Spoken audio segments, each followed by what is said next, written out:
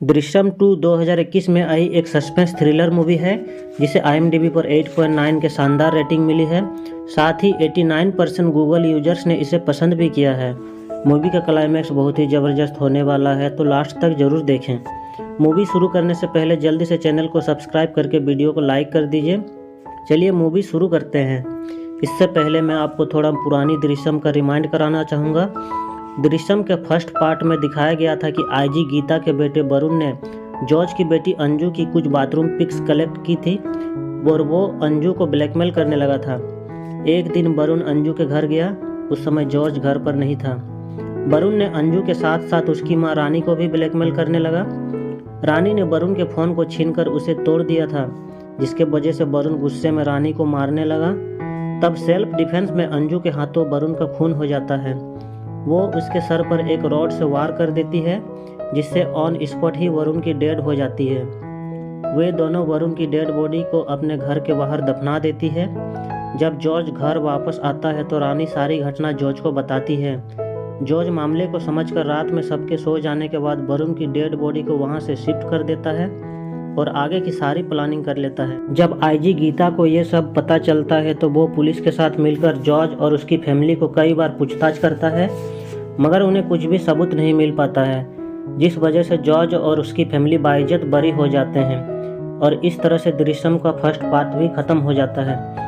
वरुण के dead body नहीं मिलने से वो केस अधूरा ही रह जाता है। अब बात करते हैं दृश्यम के सेकंड पार्ट दृश्यम 2 की।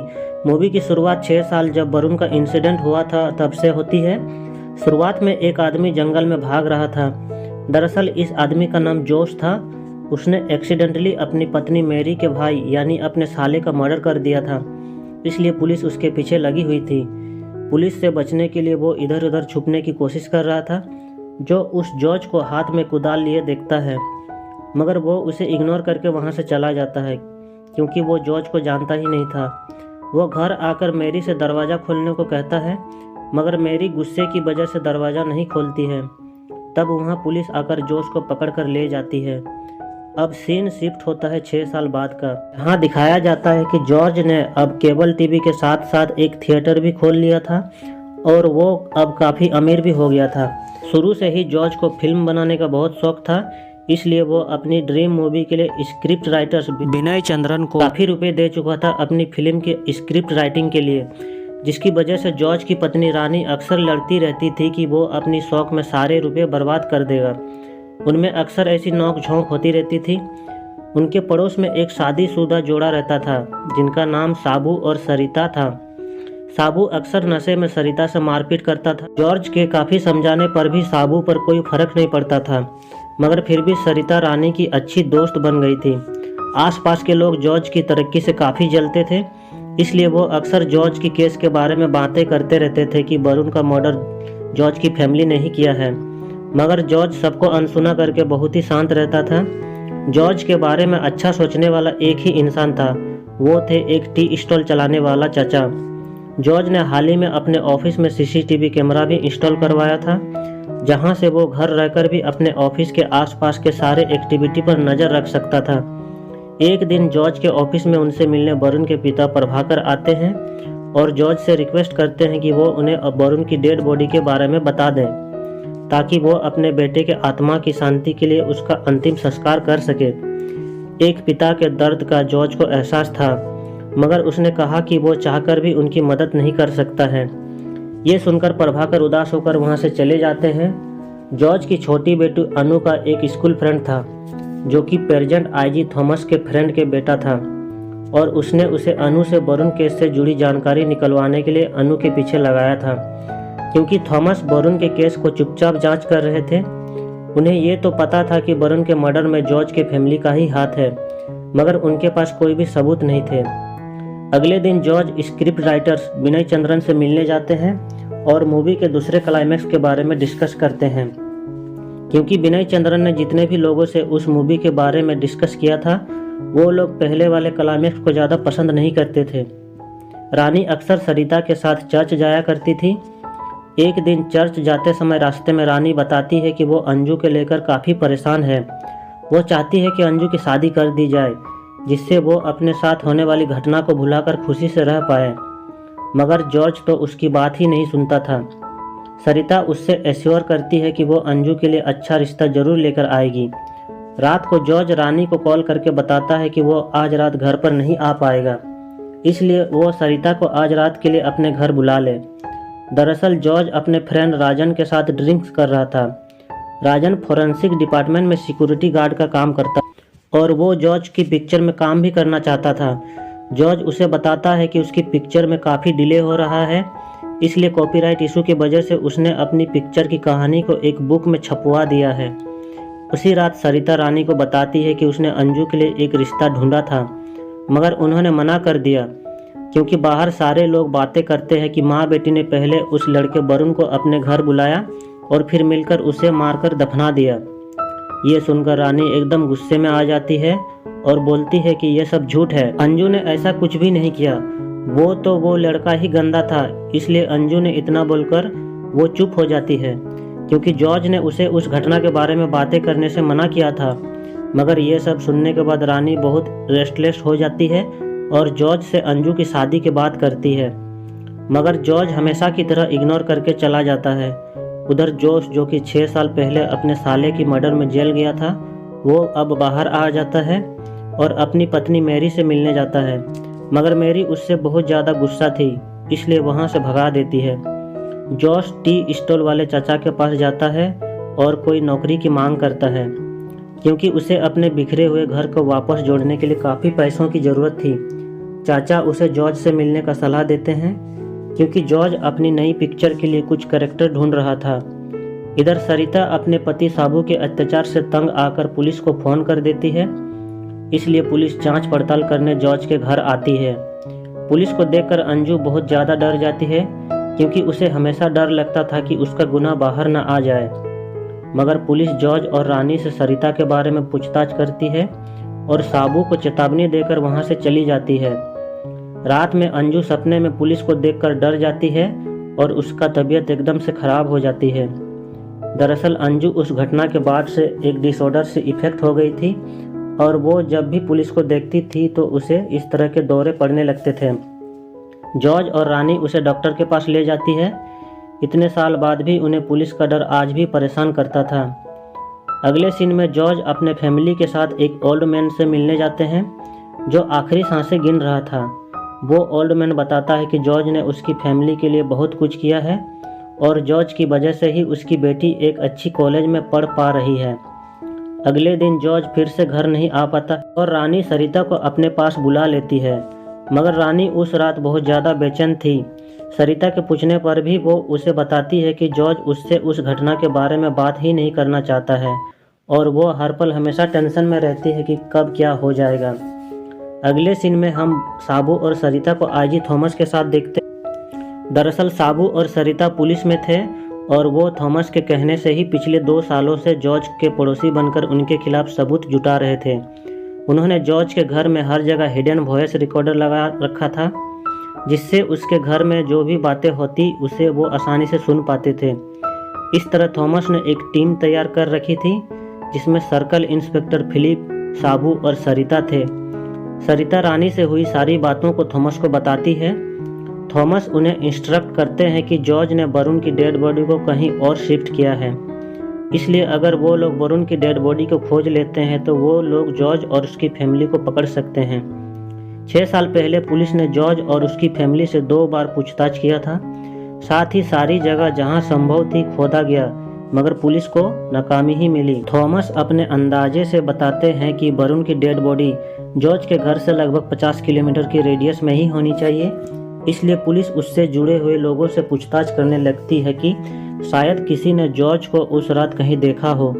जांच पड़ताल के बाद इंस्पेक्टर फिलिप को लगता है कि जॉर्ज ने वरुण की डेड बॉडी को चर्च के सिमिट्री में दफनाया होगा, क्योंकि वो जॉर्ज के घर के काफ़ी पास में ही थी और रात को वहाँ पर कोई जाता भी नहीं था, जिससे उसे किसी ने देखा भी नहीं होगा।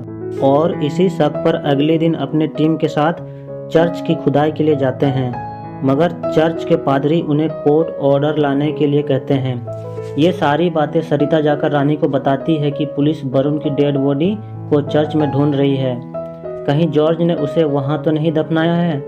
यह सुनकर रानी बहुत डर जाती है और तुरंत जॉर्ज को अपने घर आने के लिए कहती है। घर आने पर रानी सारी बातें जॉर्ज को बताती है। उधर साबू और सरिता उनके बातें सुन रही होती है। जॉर्ज कहता है उसने वहाँ डेड बॉडी नहीं छिपाई है। रानी के जोर देने पर भी उसने बताने से मना कर दिया। अगले सीन में जॉर्ज टी स्टॉल आते वक्त जॉर्ज को देखता है। उसे चाचा से पता चलता है कि वो उसी से उसके जॉब के बारे में बातें कर रहे थे। जॉर्ज को देखते ही उसे याद आ जाता है कि ये वही है जिसे उसने 6 साल पहले कुदाल के साथ देखा था। तभी उसे पता चलता है कि इस केस में मदद करने वाले को पुलिस की तरफ से 25 लाख तक का इनाम दिया जाएगा। यह सुनकर जॉर्ज पुलिस को उस रात के बारे में बताने का मन बना लेता है, क्योंकि उसे पैसों की बहुत ज़्यादा ज़रूरत थी। वो इंस्पेक्टर फिलिप और आईजी थॉमस से मिलकर सच बताने के लिए 5 लाख रुपए तक की मांग रखता है। थॉमस उसकी शर्त मानकर वरुण के पेरेंट्स को बुला लेते हैं। जॉर्ज उन सब के सामने बताता है कि उसने 6 साल पहले कुदाल के साथ जॉर्ज को इसी पुलिस स्टेशन में देखा था। तब ये पुलिस स्टेशन अंडर कंस्ट्रक्शन में था। यह सुनकर सब चौंक जाते हैं। थॉमस अपने सुपीरियर से पुलिस स्टेशन को खोदने का परमिशन मांगता है। थॉमस के जोर करने पर उसे परमिशन दे दिया जाता है। इस तरह कड़ी सुरक्षा के साथ खुदाई शुरू हो जाती है। जब वहाँ के वर्कर्स इस खुदाई के बारे में आपस में बातें कर रहे होते हैं, तभी कुछ लोकल बंदे उनकी इस बात को सुन लेते हैं। उनमें से एक जॉर्ज के पास भागता हुआ आता है और सारी बातें बता देता है कि पुलिस वरुण की डेड बॉडी खोजने के लिए पुलिस स्टेशन की खुदाई कर रहे हैं। यह सुनकर जॉर्ज चौंक जाता है और रानी को अंदर घर में बच्चों के साथ रहने को कहकर ऑफिस की ओर चला जाता है। उधर पुलिस को खुदाई करने पर एक कंकाल मिलता है और उसके पार्ट्स को एक डिब्बे में पैक करके फॉरेंसिक डिपार्टमेंट के पास भेज देता है। अगले दिन आईजी थॉमस वरुण के पेरेंट्स को बताते हैं कि फॉरेंसिक रिपोर्ट से पता चला है कि कंकाल किसी पुरुष की है जिनकी उम्र 14 से 20 साल के बीच की है और उसकी मौत सिर पर चोट लगने से हुई थी, मगर डीएनए टेस्ट की रिपोर्ट्स आनी अभी बाकी थी। उधर कोर्ट में गीता के वकील जॉर्ज और उसकी फैमिली से पूछताछ करने के लिए 2 दिन की जुडिशियल रिमांड की मांग करता है, मगर कोर्ट उसे सिर्फ 1 ही दिन का जुडिशियल रिमांड का परमिशन देता है। इसलिए अगले दिन पुलिस द्वारा जॉर्ज के फैमिली को इंट्रोगेट किया जाता है, जहां उन्हें बार बार उकसाया जाता है कि सच बता दे कि उन्होंने ही इस गुनाह को सब मिलकर अंजाम दिया है, मगर वो कुछ भी नहीं बोलते हैं। गीता जॉर्ज की बड़ी बेटी अंजू को डराने और धमकाने की कोशिश करती है, जिसकी वजह से अंजू को फिर से दौरे पड़ना शुरू हो जाता है। उसे जल्दी से डॉक्टर के अंडर ऑब्जर्वेशन के लिए ले जाया जाता है। जॉर्ज ये सब देखकर सच बताने के लिए राजी हो जाता है। वो थॉमस से अकेले में मिलता है और उसे बताते हैं कि उसने ही वरुण के सर पर रॉड से वार करके उसका मर्डर किया है और उसे मारकर पुलिस स्टेशन में दफना दिया था। इसमें उसकी फैमिली का कोई भी हाथ नहीं है। वो सारे सबूत जैसे वरुण के कपड़े आदि उनके हवाले कर देगा। थॉमस मान जाता है। अगले दिन पुलिस जॉर्ज को पकड़कर ले जाती है और उसी दिन जॉर्ज की कोर्ट में सुनवाई भी थी। इधर थॉमस गीता और प्रभाकर के साथ मिलकर डिस्कस कर रहे होते हैं कि अब जॉर्ज का बचना मुश्किल है। तभी स्क्रिप्ट राइटर्स विनय चंद्रन उनसे मिलने आते हैं और बताते हैं कि कुछ साल पहले जॉर्ज उनसे मिला था। उसने अपनी पिक्चर की स्क्रिप्ट राइटिंग उनसे कराने की आग्रह की थी, क्योंकि जॉर्ज की कहानी बहुत ही ज़्यादा अट्रैक्टिव थी, तो वो उसकी स्क्रिप्ट राइटिंग के लिए मान गए थे।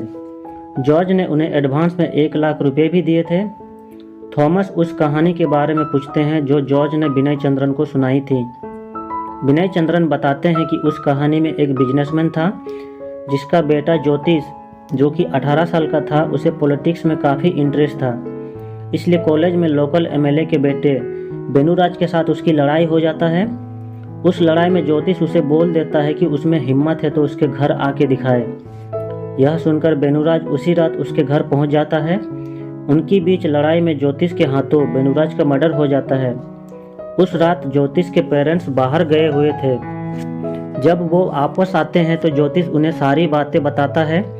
ज्योतिष को बचाने के लिए उसके पिता उस बात को वहीं दबा देते हैं और बेनूराज के डेड बॉडी को एमएलए के न्यू कंस्ट्रक्शन पार्टी ऑफिस में दफना देते हैं। वो बिजनेसमैन जानता था कि एक दिन पुलिस उसकी डेड बॉडी को जरूर ढूंढ लेगी और उसे पकड़ लेगी। इस तरह पुलिस बेनूराज की डेड बॉडी को खोज भी लेती है और वो बिजनेसमैन अपने सारे गुनाह कबूल भी कर लेता है और क्लाइमैक्स में जेल चला जाता है। यह सुनकर थॉमस और बाकी लोग चौंक जाता है, क्योंकि जो कुछ हो रहा था जॉर्ज पहले ही अनुमान कर चुका था। उसे पता था कि ऐसा एक दिन होगा। विनय चंद्रन बताते हैं कि मगर हम इस क्लाइमैक्स से खुश नहीं थे, क्योंकि कोई भी दर्शक ये नहीं चाहेगा कि हीरो को जेल हो जाए। वो बताते हैं कि उन्होंने इस कहानी को एक किताब के रूप में पब्लिश कर दिया था, जिस बुक का नाम दृश्यम था, जिससे उसका कॉपीराइट कोई और न ले पाए। इसके बाद थॉमस के पास इंस्पेक्टर फिलिप का फ़ोन आता है। वो बताते हैं कि जॉर्ज अपने बयान से मुकर गया। उसने कहा कि पुलिस ने ज़बरदस्ती उससे बयान कबूल कराया था। जॉर्ज के वकील ने कोर्ट में कहा कि पुलिस ने ये सारी कहानी एक बुक जिसका नाम दृश्यम है उसकी क्लाइमैक्स से उठाई है। यही कारण है कि जॉर्ज ने अपनी उस कहानी को बुक में डालकर पब्लिश कर दिया था, ताकि एक दिन वो काम आ सके। तभी कोर्ट में एक ट्विस्ट ओपन होता है, जिससे सब चौंक जाता है। पुलिस स्टेशन में मिले कंकाल के डीएनए रिपोर्ट से पता चलता है कि कंकाल वरुण का नहीं किसी और का है। ये सुनकर सबके होश उड़ जाते हैं। आगे विनय चंद्रन बताते हैं कि जॉर्ज ने एक और क्लाइमैक्स सोच रखा था। जॉर्ज को पता था कि एक दिन पुलिस वरुण के कंकाल को ढूंढ ही लेगी, इसलिए जॉर्ज उसे रोकने के लिए प्लानिंग करने लगता है। वो एक ऐसी डेड बॉडी की तलाश में था जिसकी उम्र 14 से 20 साल का हो और उसकी मौत सर पर चोट लगने से हुई हो। काफ़ी दिनों के बाद उसे एक ऐसी ही डेड बॉडी के बारे में पता चलता है और वो उस लड़के के फ्यूनरल में भी चला जाता है। साथ ही उस लड़के की बॉडी को दफनाने वाले एक आदमी से मिलता है। ये वही ओल्ड मैन था जो हमें पहले दिखाया गया था। जॉर्ज उससे दोस्ती कर लेता है और उसकी आर्थिक मदद भी करता है। एक दिन उसका विश्वास जीतने के बाद लड़के की कंकाल को निकलवा कर अपने साथ ले जाता है। जॉर्ज को पता था कि वरुण की डेड बॉडी मिलने के बाद क्या क्या प्रक्रिया होते हैं, इसलिए वो फॉरेंसिक डिपार्टमेंट के सिक्योरिटी गार्ड के साथ दोस्ती कर लेता है, क्योंकि उसे पता था कि वरुण की कंकाल की डीएनए टेस्ट के लिए पुलिस कंकाल को वहीं पर भेजेगी। कुछ साल बाद उसके प्लान के मुताबिक ही पुलिस को वरुण की कंकाल मिल गया और उसके सैंपल को फॉरेंसिक डिपार्टमेंट में भेजा गया। उसी रात जॉर्ज भी सिक्योरिटी गार्ड के पास ड्रिंक करने के बहाने उस लड़के के कंकाल को एक बैग में पैक करके पहुंच जाता है। सिक्योरिटी गार्ड के सो जाने के बाद वरुण के कंकाल को उस लड़के के कंकाल के साथ बदल देते हैं। उसके बाद वरुण के कंकाल को जलाकर नष्ट कर देता है। और ऐसे ही सेम कहानी उसने अपनी पिक्चर के दूसरे क्लाइमैक्स में विनय चंद्रन को भी सुनाई थी। कोर्ट को फिर से कोई पक्का सबूत न मिलने से जॉर्ज को बाइज्जत बरी करना पड़ता है।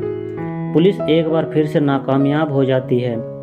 वरुण के कंकाल का अंतिम संस्कार करने के बाद उसका कुछ हिस्सा जॉर्ज एक लेटर और पैसों के साथ एक पंडित जी को भेज देते हैं। पंडित जी वरुण के पेरेंट्स को बुलाकर वरुण के अंतिम संस्कार की सारी परंपरा को पूरी करते हैं। आईजी थॉमस उस अस्थियों के साथ मिले पत्र को पढ़ता है, जिसमें लिखा हुआ था कि प्रभाकर ने जो मांगा था उसने उसे दे दिया और वो उम्मीद करता है कि वो लोग उसे दोबारा परेशान नहीं करेंगे। आईजी थॉमस गीता से ये सब खत्म करने के लिए कहते हैं, क्योंकि वो जानते थे कि जॉर्ज अपने फैमिली की रक्षा के लिए कुछ भी कर सकता है। इस तरह से इस मूवी का दी एंड हो जाता है। Thanks for watching.